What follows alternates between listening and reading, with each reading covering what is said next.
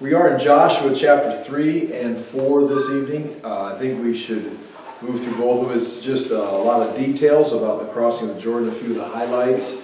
It's the entrance to the promised land after hundreds of years of waiting for the promise to be fulfilled. It is being fulfilled this evening with Joshua taking the people across.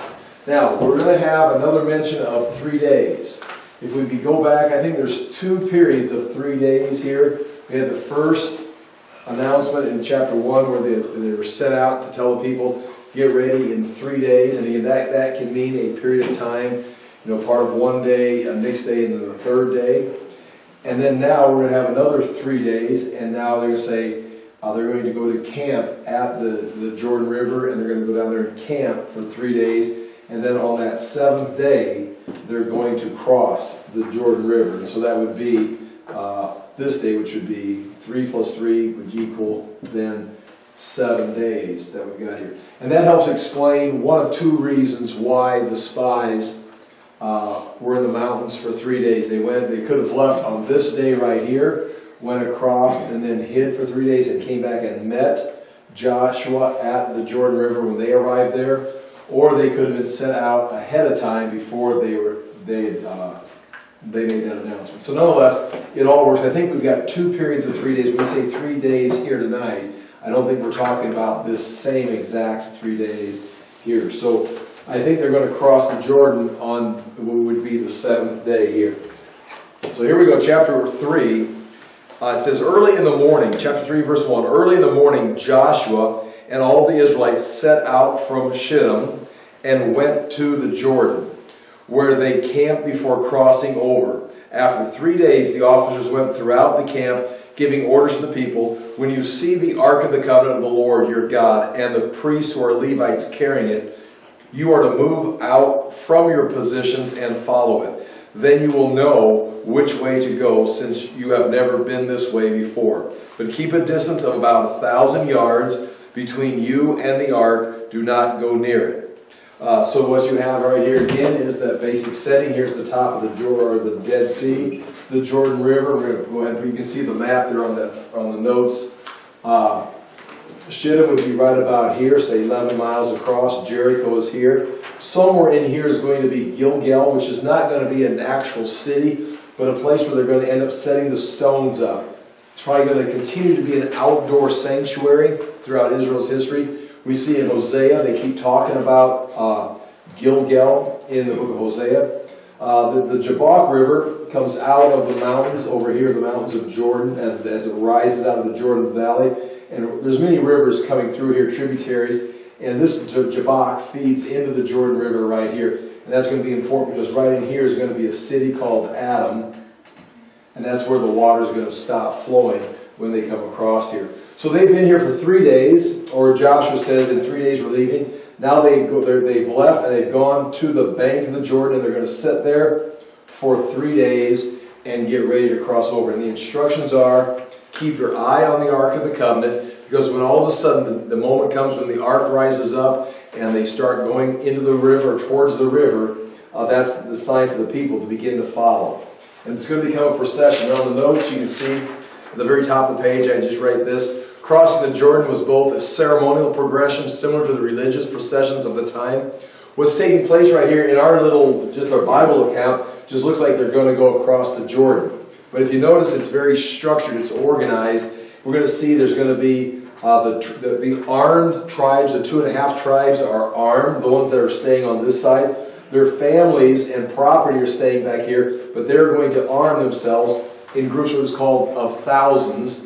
The word thousand doesn't necessarily mean 1, 2, 3, 99, 999, 1,000. It means a group, a certain squadron that is organized for military movement. So again, it's translated 1,000, but it means just the squad. And they're organized in squads, military squads going out in front of the people. And so they're coming across armed. So it is both a military procession as they're moving into battle. It is also the movement of the God, or Yahweh is moving. And he's the one that's going out in front. But he's going to be surrounded by military. And he's also going to be the one that's going to be conquering the Jordan River, which you see right here on point 3a, what we should do, let's just go back to point 3.1. At Mount Sinai, in chapter 3, verse 1, it says, get yourselves ready or consecrate yourselves. If we take that to mean exactly what it meant when they're at Mount Sinai before they met the Lord, it means they've got about 3 days to get ready. They're supposed to get their clothes washed. They're supposed to wash and abstain from sex during those days before. Now, one reason that could be important, and as I've read through some books about the Egyptian religion and have shed it over this last year, it is amazing how sexual the religions are. The gods were always involved in some kind of sexual behavior. In fact, as we see in the Canaanite religions, as we come up into this religion throughout the time of the Old Testament, sexual interaction between the gods and the people, or between the prostitutes in the temple, and just a general mingling of sexual behavior was part of the religion. Any time the people encounter the Lord, sex is to be something they abstain from. Again, not saying that sex was bad. That's not the indication. The point that I've become to kind of understand possibly during this last year is that the other religions had sex so ingrained in the religion, that God was making it, there's a boundary on this side and this side. Nothing to do with Yahweh involved any kind of sexual practice. It wasn't saying sex was bad, but it's like, do not confuse Yahweh worship with Egyptian worship, Canaanite worship, or any of the other gods. There was no sex involved. In fact, 3 days before, don't even engage in it. I want it that far away from me. I think that's really has something to do with the fact that when it talks about consecrating yourself, it involves sex. Also, I mentioned that this was a ceremonial process, a military process, and I do have a point that I got out of one of the commentaries, one of the archaeological books that gives some background, that there is, and it gives you the whole write-up in this book, that the Hittites had instructions on how to surround the king when he was going out to battle, and how many people when the king would be brought out in his chair, he'd be carried out, that the men would be in certain formation, the soldiers, and they would surround him, and he was whenever he went out to the people to make judgments, he was always surrounded, like basic bodyguards, but it was full military formation around the king. And so you see that besides the ceremonial procession, the military procession, you're also going to see the Ark of the Covenant is going to be surrounded and protected during this whole time. And the people are told, stay away from it. This is, again, giving the impression, this is the great king that's in the ark, this is the great God that's going forward, and this is actually a military endeavor. The next point, on point 3.8, rivers, of course, provide boundaries, and this was a boundary. This provided a boundary. Rivers are always providing boundaries wherever they're at. They are a natural source of boundaries. In this world, they were considered divine. The rivers, like the Nile River, was recognized as being some kind of divine presence. Mesopotamia, the rivers were divine. So it would be normal to think that this river had some kind of divine presence. That would fit the culture. Gods in all these cultures could make the rivers either reverse directions or could cease the supply. That's why, like the Nile, the flooding of the Nile, they were always trying to appease the gods, so they had a flooded Nile that would then bring the soil up. They'd have a fertile land. In Joseph's day, when we talked about the 7 years of famine, it was probably a time that the Nile didn't flood and the soil was not renewed, and so they didn't have good crops. And so the gods were always involved in the flooding, the flowing, even the reversing of a river. And, for example, the Babylonian god Marduk, that's the chief god of Babylon, maintained the flow of the rivers. I mean, they honored him as the one that kept the rivers flowing. Now, what Yahweh's going to do right here is just trample on all of that. But what is going to take place right here is clearly a trampling. Well, number one, if this is a boundary, Yahweh's going to approach it and cross it. It's like he's not going to respect the boundary. If the river is divine and the river is some kind of a god, he's going to block it way up here when he wants to cross it. He's going to just cease the river's existence. And he is the God who stops the river. So in other words, he's got the power, not the other God, not Marduk. And he's going to override any kind of the control of the God. So I got that as the next bullet point. So this river is very important in their culture. And remember, Jericho is watching this. They're observing this. And they can see the people come up. They can see the camps over here. They can see the people begin to move. And all of a sudden, the river stops flowing. It's Yahweh just kind of demonstrating both to the enemy, but also to his own people. These other gods are not the real gods. He is the true God. That's again, very clear on what's going to be taking place. Again, another point, when we see the Jordan River today, there's places where it's I don't want to say it's not impressive, but when I saw the Jordan River, you're used to seeing like the Mississippi River, or you're used to seeing rivers that are larger. When I saw the Jordan River, it's like, this is it. One of the things that is taking place, and that is causing the Dead Sea to dry up on another whole node. The bottom part of the Dead Sea is dwindling, and the coast is it's decreasing because there's so much irrigation coming off of and damming of the river. The water is being used by Jordan and Israel, and there is negotiations back and forth on how they're going to use the water or preserve the water. And the Dead Sea, that's a consideration, because as the coast sinks or decreases, pockets of like salt and the new coast, it's caving in, and there's been roads that, because the water's decreasing, they're just collapsing. There's just the earth is collapsing underneath us as it decreases. So that's all things that are taking place in the modern world. But going back to this time, this would have been during the flood season, and I think I've got numbers written down. At 3:15, chapter 3, verse 15, the flood stage came after the winter rains and in the spring harvest. And this is right around April is when this is taking place. It's right at the time of the Passover, when the Passover is going to be prepared. The maximum levels would be 80 to 100 feet wide. Again, that's not crazy wide, but it's 80 to 100 feet wide. And the depth would be 3 to 10 feet. Again, it's not like ridiculous deep, like deep sea deep. But again, 3 to 10 feet deep is what it would be at this time during this flood stage. And as it moved down here, it would get narrower and narrower as it moved closer to the Dead Sea, and it would become more turbulent because it's starting to move faster as it gets pulled into the Dead Sea, the Jordan River. There is a thicket around this area. As they approach this right here, Jeremiah talks about this also, or God talks to Jeremiah about it. In this area here, it's thick, so you can't just walk up to it and it's like this river right here and just kind of step out into it.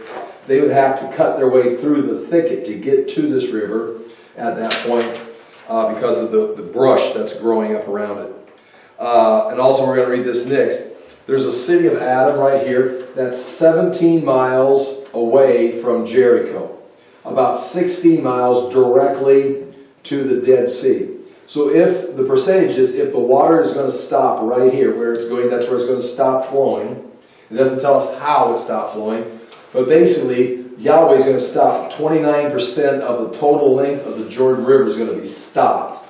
So about, you could say roughly a third of the Jordan River is going to just come to a stop because of this event right here. This has happened during this, up in this place right in this area.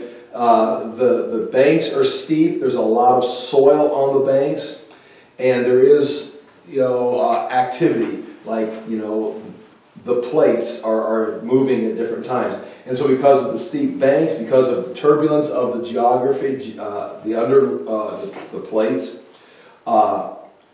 it's easy for this to cave in and stop the flow. In fact, there's 3 dates that are given here. In the year 1267, it was observed that it caved in and the water stopped flowing at Adam.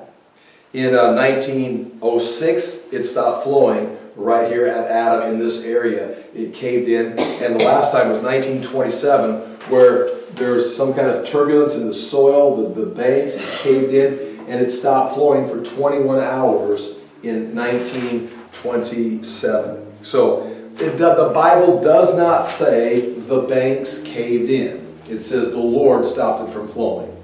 But understand, that is something that has happened, and it does happen in this area.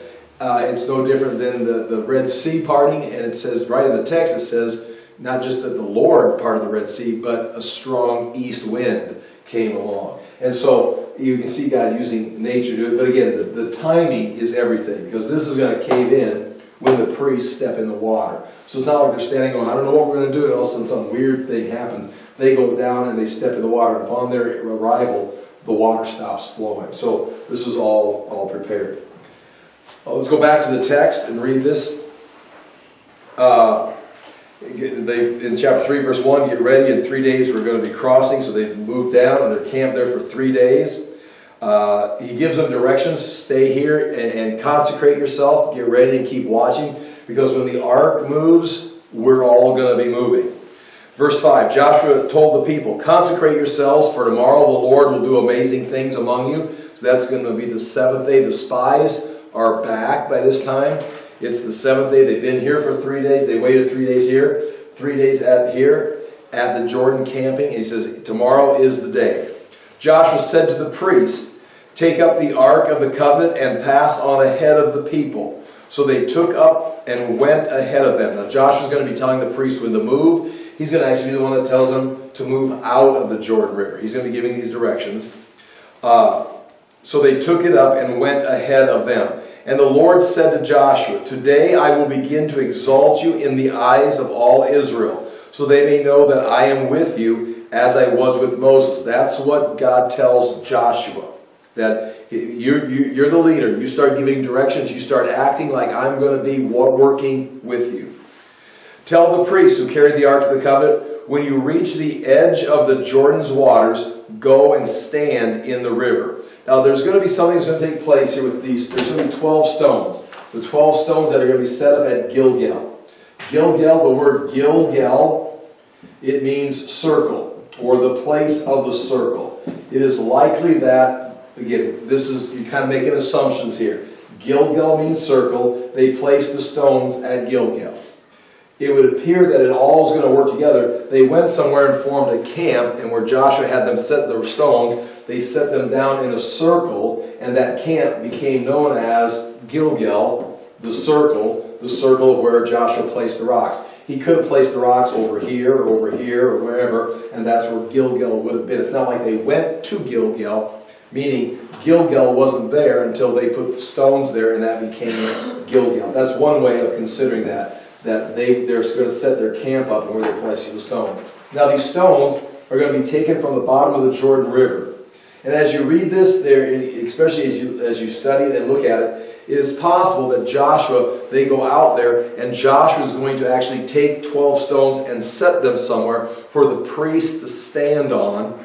And then when it's time to leave, the men are going to pick up the 12 stones and carry them up here. So where the priest stood on the 12 stones is where are the 12 stones that are placed right here. So they are from the bottom of the Jordan, but they were the actual stones the priests were standing on. Now again, it's not clear, it's not like explicit that way.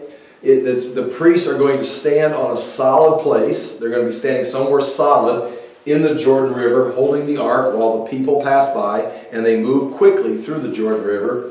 And then there's going to be 12 men that are going to be chosen by Joshua, who apparently are standing off of the sidelines waiting for all this to take place so they can pick 12 stones up and go do it. So you're going to see him choose 12 men, and then at the end, the 12 men that he's chosen are going to pick 12 stones up and go. So the priest could just be standing there, and when Josh says, okay, grab 12 stones, they just grab 12 stones, and they're going to carry them on their shoulder. They're not taking up small stones. They're taking rocks or stones on their shoulder. The idea there is that they're going to be smooth, because they've been in the bottom of the Jordan for centuries, and they're going to be clearly river rock, meaning they've been smooth, not going to be jagged rocks from mountains or some kind of a desert area. They're going to be smooth, but they're going to be large enough that you couldn't just swim down and grab it and swim back up with it. Like you can all go out and pick smooth stones up, but you can't pick this up off the bottom of the Jordan because you've got to carry it on your shoulder. So there's only one time in history, theoretically, the point is that these stones are going to be able to be moved from the Jordan River up to this place, as that's when the Jordan River had stopped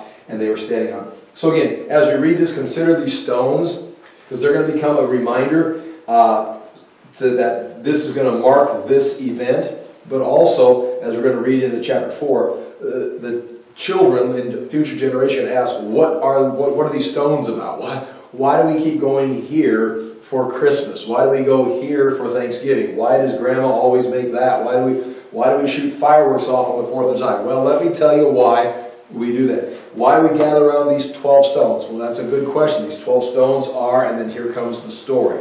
Now, on page 2 of the notes, this was common, the stones, at the very bottom of page 1, it says standing stones are frequently used as memorials in the Old Testament.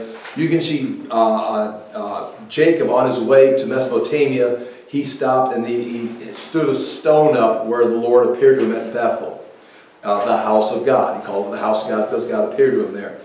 So there's many times stones are stood up as memorials. And so on page 2, there's the first point there. There are 142 independent sites, not 142 stones. There's more stones than that.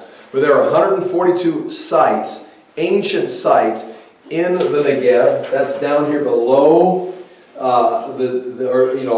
west of the Dead Sea and going down the desert area here, and on the East Sinai Peninsula over here on the east side of Egypt. There are 142 locations, independent locations with standing stones, and they are from the time of Joshua and centuries, even millenniums before. So people have been standing stones up for many years as memorials.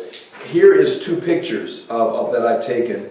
The one is at Gezer. Gezer is located right about here. Where's Jerusalem? We say Jerusalem's right here. Gezer would be roughly right about here. It's one of the cities that Solomon built the gates at. He built gates at Megiddo, Hazor, and Gezer as their fortified cities. It was a city that the Pharaoh gave to Solomon as a wedding gift. The Pharaoh came in and torched the place, took it from the Canaanites, and gave it as a wedding gift to Solomon. So that's Gezer. Nonetheless, at Gezer, in one of the higher parts of the tell at Gezer, you can still see this. What it is, no one knows for sure. There's standing stones. Those standing stones, you can see the memorial stones that are standing there in that picture. They're tall. They're like, taller than, I don't know, how tall would you say they are, Tony? You mean you stood by them? They're taller than we are. They're like, if I'm 6 foot, they're 8 foot, the taller ones there, for example. And they're rough cut. They're not like the remains of some kind of a monument that they carved it out and they've worn away. But they are very uniquely long. And they've been standing there. It's possible they are something the tribes came together, the 12 tribes. There may have been 12 originally standing there, and the 12 tribes made a treaty there. But it's possible that they go back even before that time period, back to the Canaanites. That box that you see in the middle, that's a square stone with a carved out hole in the middle. There's nothing there.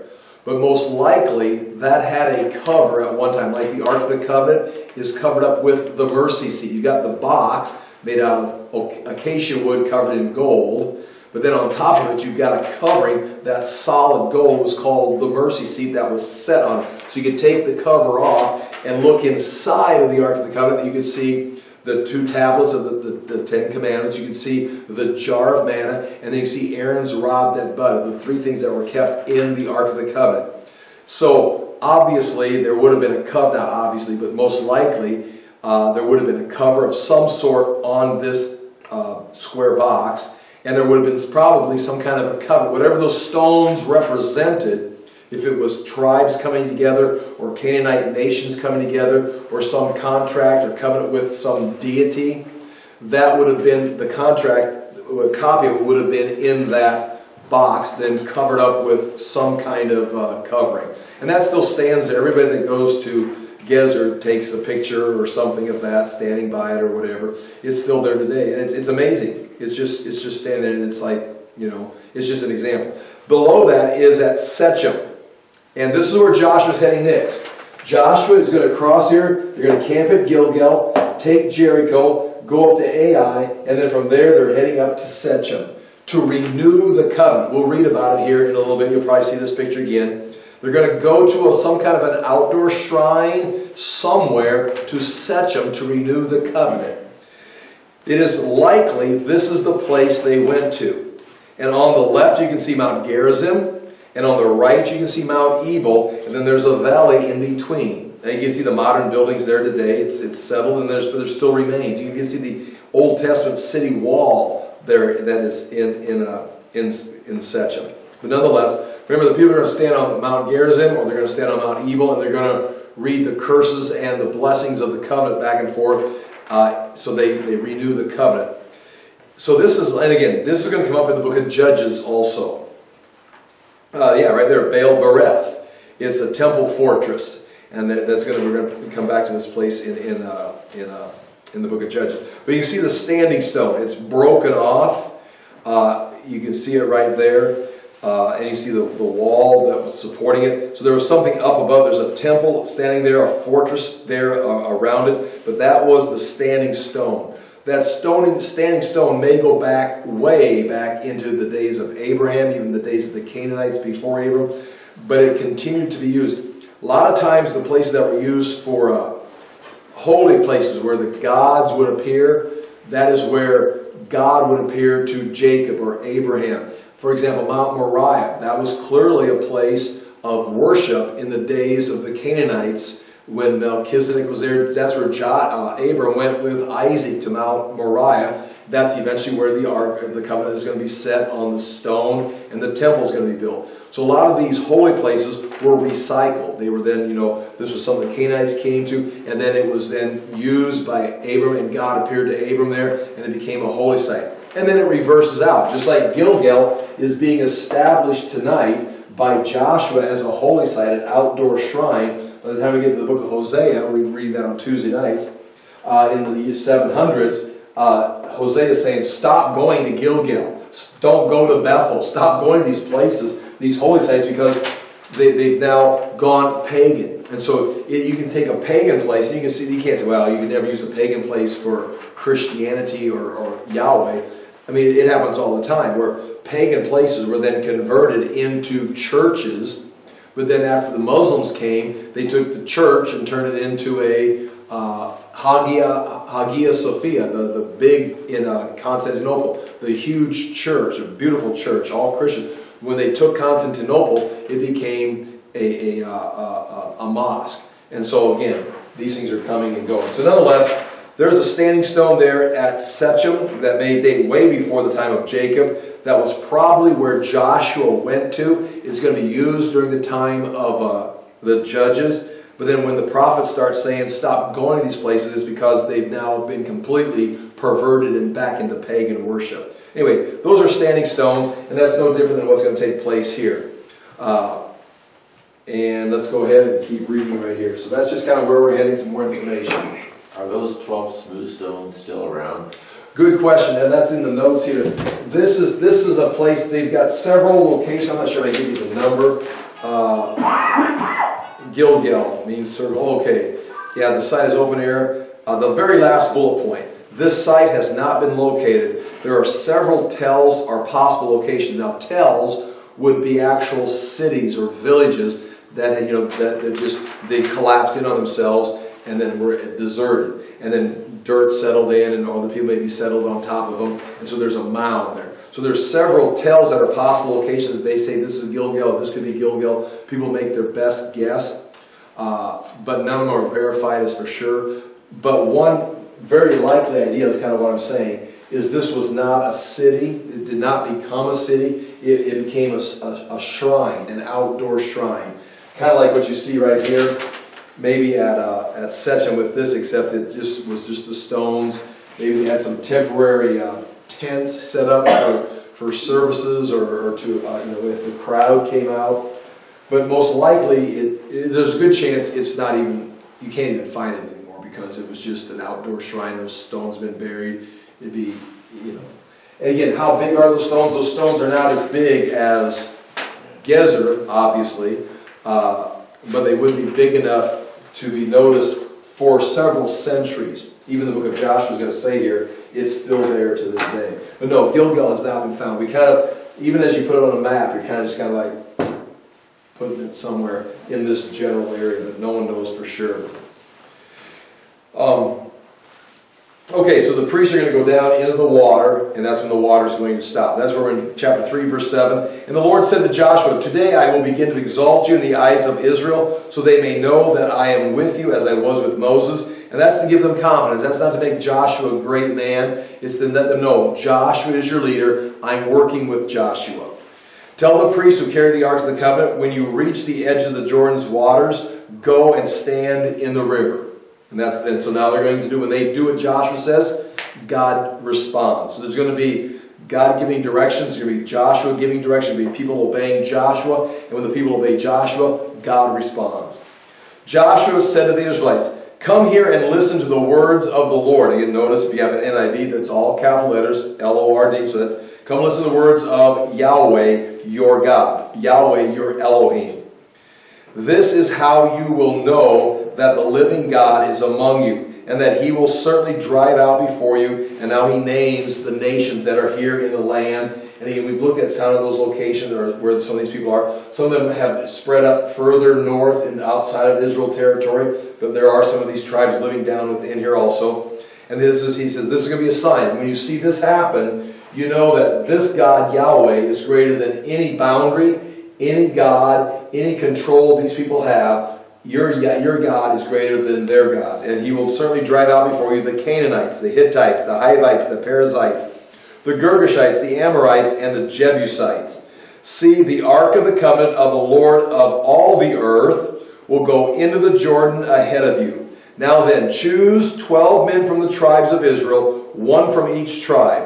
And as soon as the priests who carry the Ark of the Lord of all the earth," again, not just the Lord of, he's emphasizing here, it's not Israel's God going against these gods. It's the God of all the earth going in here with Israel. All these people could come to the Lord, just like Rahab has come to the Lord. He's the Lord of all the earth. These others are imposters. They're not just the creations of people's imaginations. They are rulers and authorities in heavenly places, manifesting their powers here in this earth. And now Yahweh's here to take dominion in this area because he's taken this territory. "Now then, choose 12 men from the tribes of Israel, one from each tribe. And as soon as the priests who carry the Ark of the Lord of all the earth, set foot in the Jordan, its waters flowing downstream will be cut off and stand up in a heap." Now, in the parting of the Red Sea, the waters put a heap on both sides. If you saw the movie Ten Commandments, you saw, and that's exactly what happened. And then the wind would have dried out the path they crossed on dry ground. Here, it's going to pile up in a heap, and it's actually going to be some 17 miles from Jordan that's going to pile up in a heap. But the timing is going to be as the priests step into the water, then all of a sudden, so it would appear that this stoppage would have to take place earlier than the time they stepped in, because they're not going to step in there and stand there and wait, or maybe they would. It appears that when they step in, the water's going to stop flowing. And we'll read on. It will be cut off or blocked. The word cut off in the NIV, it's also going to be translated blocked, which kind of gives the idea here that something caved in and dammed it up here. So when the people broke camp to cross the Jordan, the priests carrying the Ark of the Covenant went ahead of them. So the priests began to move, and the people they're all ready to go. They've been waiting. They begin to move out with them. Now the Jordan is at flood stage all during harvest. This is the harvest season. It even is recorded in the archaeological remains of Jericho. Yet as soon as the priests who carried the ark reached the Jordan and their feet touched the water's edge, the water from upstream stopped flowing. It piled up in a heap a great distance away at a town called Adam in the vicinity of Zarethan. And you can see on your notes, on the very first page, there's a map. Adam is right here where the Jabbok meets the Jordan, right about here, in an area called Zarephath. And Zarephath is this area right here. So this would be the area, this would be the city that it's located at. And they do know where that's at. I think I might have that written down here. Today it's called, do I even have that? I know I typed it in here somewhere. Yeah, today it is Tel Ed Dameh, D-A-M-I-E-H, on these, so they know where this city of Adam is at. And again, in Hosea, it's interesting because we're going to come up to this word right here. This word Adam is going to come up because Hosea is going to mention Gilgal. He's going to mention Adam along with, Because at first when it talks about Adam, in the verse we won't get to it tomorrow night, are you talking about the man Adam? But it's a location. It talks about where Adam, and it's going to be talking about this location. It's going to be referring to some of these places, even in Hosea, as we get into that this next week. But nonetheless, they broke camp as soon as a place called Adam in the vicinity of Zarethan, while the water flowing down to the Sea of the Arabah, or the Salt Sea, was completely cut off. So the people crossed over opposite Jericho. And again, remember, Jericho can see this. They're not just like oblivious to what's going on. They're watching these people come to camp. They're like, how are they going to get across? And all of a sudden, the water stops flowing, and they just walk across. It's like, what kind of God do they have? Remember, this could be recognized as a divine being. Their gods control the water, and now that water just stopped, and they walked across, which means our gods are doomed. I mean, they can't even control the water. They just stopped the water and crossed over and violated all the boundaries. Their God's not even interested in boundaries in this case.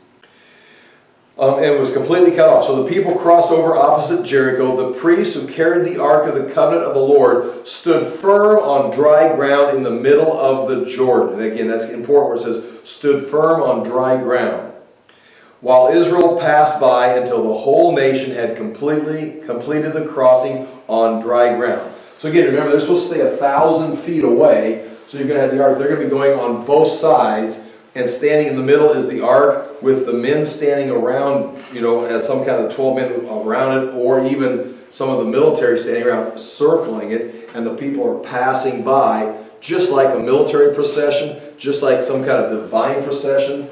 And while God is demonstrating His authority over all the gods of this pagan land. And all the people crossed over. Chapter 4, verse 1. When the whole nation had finished crossing the Jordan, Yahweh said to Joshua, choose 12 men from among the people, one from each tribe, and tell them to take up 12 stones from the middle of the Jordan. Now again, you see right here, it's as if it's like choose 12 men. And again, you got to decide, were those 12 men already chosen and were waiting? Or is that as the people are going up, it's like, hey, send me 12 guys. Yeah, Bill, Bob, come, we need some more guys down here. I think it's more than, I think these 12 guys were chosen ahead of time. They may have been involved in standing around the ark. They may have even been there waiting for the priest to move and take the 12 stones. They're not just random all of a sudden choosing 12 guys, because everybody's already passed over. So these 12 guys would have to be chosen ahead of time and likely standing there waiting. Again, you can read it and put it together, but it's a very serious thing here. This is one of the highlights of this whole deal, is these 12 stones and the 12 men from each of the 12 tribes, which the 12 tribes has got to represent the unity of the people and the fact that God is working for this people, doing amazing things, and they're going to be brought up here to remember, this is the fulfillment of the promise made to Abraham. This is the place we're supposed to be. This is what God is doing for us. We belong here. And you can say, well, the political opinion is this. They're saying this. It's like, no, it doesn't matter. These stones are an indication. And again, I've heard people say this before.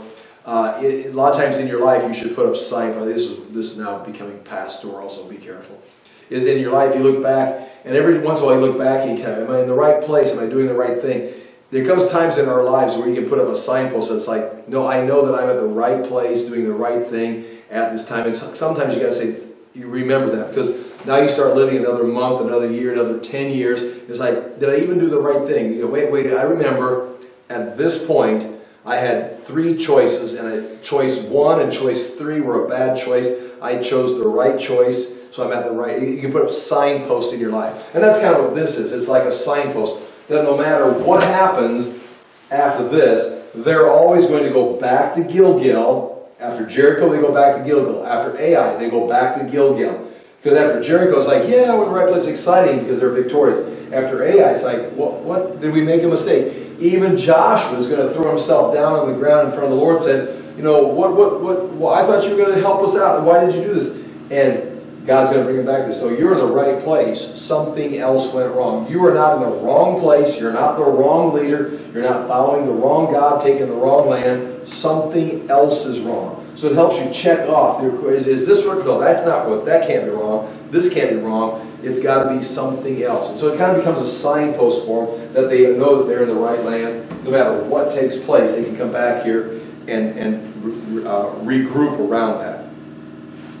Chapter 4, verse 2, choose 12 men from among the people, one from each tribe, and tell them to take up 12 stones from the middle of the Jordan, from right where the priest stood. Now again, does that mean right where the priests were standing, or does it mean like just around where the priests were standing? Again, one way or the other. It could be that these stones were set up by the 12 men. Moses kind of organized it, put 12 stones and made some kind of a platform. It doesn't say that specifically, but they were standing solidly, firmly on some, what says dry ground, and then take those 12 stones right where the priest stood and take them out. So again, that would be a little more dramatic if it was the exact place that they were standing on these 12 stones. But it doesn't say that explicitly.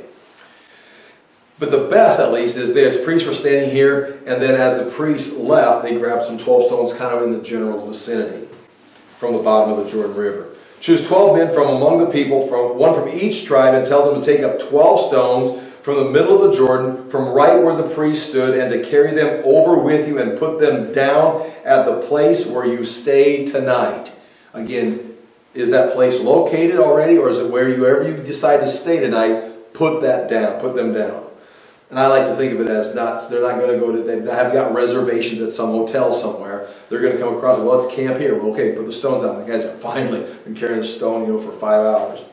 So Joshua called together the 12 men he had appointed from the Israelites. So he'd already chosen them. One from each tribe, and said to them, go over before the ark of the Lord your God into the middle of the Jordan. Each of you is to take up a stone on his shoulder. So now they're in the vicinity. They're near the Ark of the Covenant. Each of you is to take up a stone on his shoulder, according to the number of the tribes of Israel, of the Israelites, to serve as a sign. Here's what it's all about. To serve as a sign among you. In the future, when your children ask you, what do these stones mean? Tell them Tell them that the flow of the Jordan was cut off before the Ark of the Covenant of the Lord. When it crossed the Jordan, the waters of the Jordan were cut off. These stones are to be a memorial to the people of Israel forever. And again, there you go, right there, forever. It'd be nice if we could find those 12 stones, because it's still not the end of forever. It'd be nice if they were still around.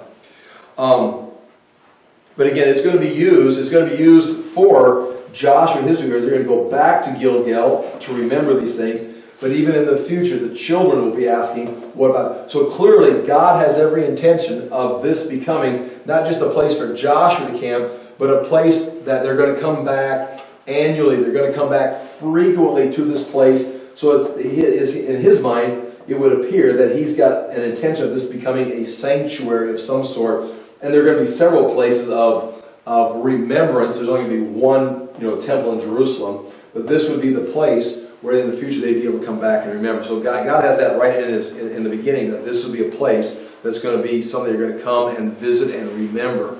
And again, by Hosea's day, it had been overrun with pagan idolatry and wicked practices, including prostitution or temple prostitution. And so Hosea says, no more. Stop. If you're a believer in Yahweh, stop going to Gilgal. And yet that's a very interesting concept. You've got these holy sites that God is setting up, memorial places, but there's going to come a time where the prophets say, no, it's time to stop going to these holy sites, because they're perverting, they no longer are representing Yahweh. Oh, they may use Yahweh's name, but that is not Yahweh's teaching there. So it's interesting to see. So the prophets are kind of running contrary to the culture, the traditions.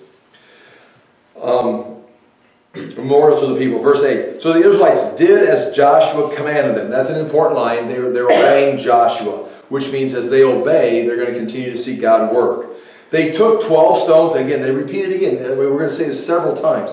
They took 12 stones from the middle of the Jordan, according to the number of tribes of the Israelites, as the Lord had told Joshua. And they carried them over with them to their camp, where they put them down.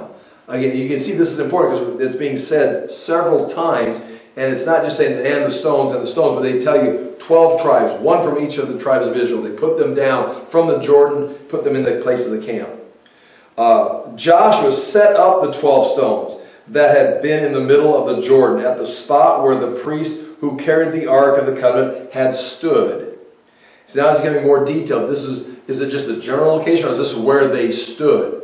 And also, the men carried them, and then it says Joshua set them up. So there would have been some, they would have carried them and put them down like, unloading a Home Depot truck of supplies, and then they would have been put together in some formation. Not that Joshua himself moved them, but Joshua then gave the directions on how this structure was going to be built, and most likely it was a circle. And so Joshua's overseeing this because they know they're going to be using it in the future. And it was probably set up in some formation, some spacing that would be conducive for a worship service. I mean, was it a large circle? Was it a tight circle? Were the stones touching? Were they spaced out so that there'd be room for things, decorations, relics in between the stones? Joshua is now organizing the setting up of the stones, and it would continue that way. Now the priests who carried the ark, verse 10, remained standing I read that, directed them, everything had done, or where was I? It stood in the earth there. Okay, I'm going back to put them down. Okay, verse 9. Joshua set up the 12 stones that had been in the middle of the Jordan at the spot where the priests had carried the Ark of the Covenant had stood. And they are there to this day. Now, when was that added? There is room in this book for Joshua to have recorded these things, and then an editor to have come back and added things to it. Maybe if Joshua's saying that, he's saying, now, 7 years later, they're still here. That could be Joshua. Or it could be Samuel added something, like even in Samuel's day, they were still there. It could be sometimes someone goes, how long is this? If this goes all the way up to the days of the prophets or the days of Ezra, the return from Babylon, and they're still there to this day, that it could be that. If they're, again, some people say the whole Bible was written in the Babylonian exile, even fabricated in the Babylonian exile. I think there's nothing wrong with saying it was brought together, it was organized, maybe even edited, things were added, notes were added into it, but to say that it was written at that time. So you can see right here, if this is Joshua writing and they are there to this day, that would mean he had to write that within 7 years of this event. Or he could have written this detail down and then someone else came back and added to it, what was said. And I don't think that's attacking the integrity of Scripture any more than Moses writing the first 5 books of the Bible using existing documentation and then just kind of sewing it together into a format. One thing I am not is not a minimalist in the sense it was all just fabricated. Now the priests who carried the ark remained standing in the middle of the Jordan. Now we're going to go back to the Jordan now again.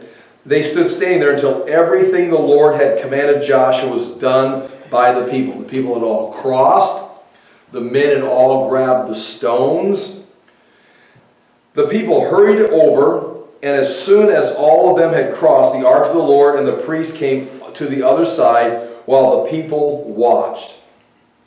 The men of Reuben, Gad, and the half-tribe of Manasseh crossed over, armed in front of the Israelites. So now you find out that the first people, right, the ark goes down and the priest, and apparently right behind them is going to be the 2.5 tribes that don't have their possessions, because they're leaving their possessions on the other side. They're coming down fully armed for battle. So now you've got not just a ceremonial procession of a god, but you've now got a military advancement coming in with the god. And so the 2.5 tribes come in. And it tells you about that right here. As Moses had directed, meaning Moses had told them, you've got to lead us into the Jordan, you've got to lead us into the promised land, and then after the battles you can come back. And it points it out right here that they are obeying. And then verse 13, about 40,000 armed for battle crossed over before the Lord to the plains of Jericho for war. So they're coming across the war. And that word 1,000 means more like a military squad. Whatever it was, it's an unknown number. It doesn't mean 1,000. It means 40 of these, right here, 40 of these squadrons of these soldiers armed for battle. If it's 10, if it's 100, if it's 25, if it's 1,000, that's what it means. It doesn't mean 1,000. It means this body of men in squadron formation.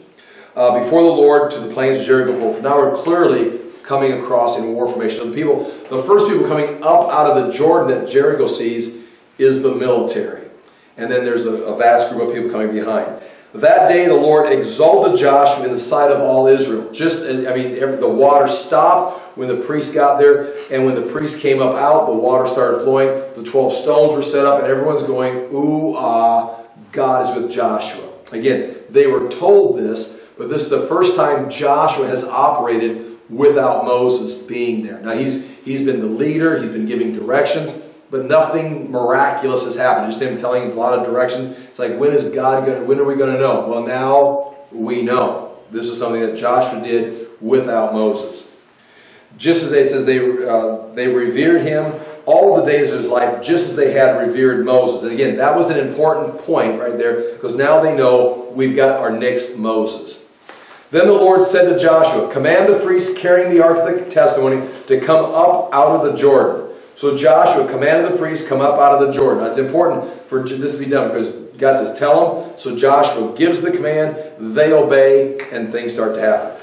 And the priests came up out of the river, carrying the ark of the covenant of the Lord. No sooner had they set their feet on dry ground than the waters of the Jordan returned to their place and ran at flood stage as before. On the 10th day of the first month, the people went up from the Jordan and camped at Gilgal, the place of the circle. I've got a note written in my Bible right here. Ehud sees these in Judges 3:19. So we get to Judges 3:19 when Ehud is moving across. He's the left-handed judge. He moves across there. He stops at the place of the stones. He stops there. So we'll see this again. When we get to Judges, these stones are going to pop up a couple of times. But it says right there, on the 10th day of the first month. Now this is the same day that they're commanded in Exodus to begin preparing for the Passover. And so this is, you can see right where they're at. They're ready. They're going to celebrate Passover here at Gilgal. Camped at Gilgal on the east border of Jericho. And Joshua set up at Gilgal the 12 stones. Now, have we not said that already? I mean, here they're saying it again. It's the emphasis is here that Joshua set these stones up here at Gilgal. And he said to the Israelites that we're going to end this whole night by saying it again. And he said to the Israelites, in the future, when your descendants ask their fathers, what do these stones mean? Tell them, Israel crossed the Jordan on dry ground. For the Lord your God dried up the Jordan before you until you had crossed over. The Lord your God did to the Jordan just as he had done to the Red Sea when he dried it up before us until we had crossed over. He did this so that all the peoples of the earth might know that the hand of Yahweh is powerful, and so that you might always fear the Lord your God. It's to announce to the world that Yahweh is powerful, and that you may know your God, that he is with you. So this again, that's what this circle of stones is for the people. It's for them to remember that they have a doubt. If they forget, come back here. This is where they came from. That this is not just a mere story. I mean, in a sense, in my mind, these 12 stones are right here. Is for us. This is the Word of God. God hasn't handed us 12 stones. He's handed us this text of Scripture. It's verified through history. It's verified within itself. It's verified by archaeology. We can have it verified in our own lives taking place. And when you have a doubt, it's like, are we sure? You go back to Gilgal, the place of the circle, which in our case is not some kind of a ritual place. It is the text, it is the Word of God. This is the revelation. And this is solid, and this is true. And so that's why we set up the whole chapter it's the entrance into Israel, or into the land, Israel, into the land of Canaan. But it's also about getting these stones as a memorial, because what we're concerned about is not just that day. We're concerned about the future generations that this day happened for. It happened for the future generations. And if you forget why you're here, you forget how you got here, we just have always lived here. We're just like the Canaanites. You are not just like the Canaanites. You crossed over here to drive out the Canaanites. God, are you sure? Is that just Joshua that did? No. God stopped. You didn't find some secret way in or wait till the water was, dried up or something. You came across during flood season at God's time to the right place. And so that ends that chapter right there, chapter 3 and 4. And now, chapter 5 will begin. Now when all the Amorite kings west of the Jordan and all the Canaanite kings along the coast heard how the Lord had dried up the Jordan before the Israelites until we had crossed over, their hearts melted, and they no longer had the courage to face the Israelites. If they believe in, and they do believe in their gods, everybody believed in their gods, they trusted their gods, but they just saw Israel's God dry up all the power of their gods, and it's like, we thought it was over before, but now we've heard for 40 years, we've heard about the Red Sea, but now we've just witnessed the Jordan. It's like, this God is true. And so then you can see what takes place. And notice this right here in the NIV as we read this. Before the Lord had dried up the Jordan, chapter 5, verse 1, before the Israelites until we had crossed over. And that's one of those indications that this is written by Joshua, or at least someone that was there with Joshua, one of the elders that is writing this, because he was part of it that crossed over. It's most likely Joshua. The Jews always held that Joshua wrote this. So he's the one that's writing this, but that doesn't undermine the fact that you could maybe have someone coming back and detailing it, updating it, so people can continue to understand it. And that would be until this day. Does that mean Joshua's day, or does that mean someday in the future? So there's nothing wrong with that. So next week we'll take on chapter 5, because they're going to celebrate the Passover. They're going to go ahead and circumcise. So they haven't been circumcised in the wilderness. They're going to do that. And then they're going to go to Jericho.